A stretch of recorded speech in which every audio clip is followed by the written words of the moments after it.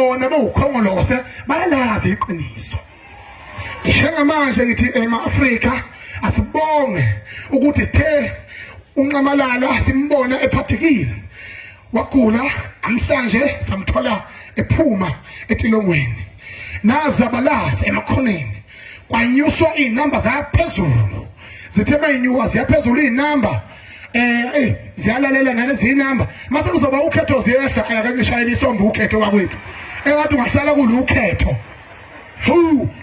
yazi ngeke wathi mina repeat ku-TV ngibuka kuthiwa 200 people infected the whole country ngalesikhathi kuboshwe Ncamalala beku-21,000 kuthiwa kunyaze lutho ezweni kanti bayazi ukuthi banyonyobela inkunzi emalundaluthe yaphansi enkandla kwelakithi kwaDegadonuse umshalezo unqoqo kaNcamalala nayinyonyobela sathi ngeke bakwenze lokho akade sikhona singama-Afrika as young people sithi Ncamalala awuqedanga umsebenzi wakho hamba uyoqedela umsebenzi wakho.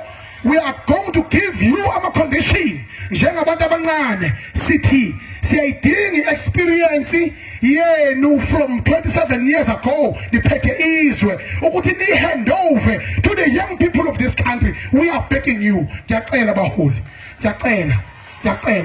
There is no way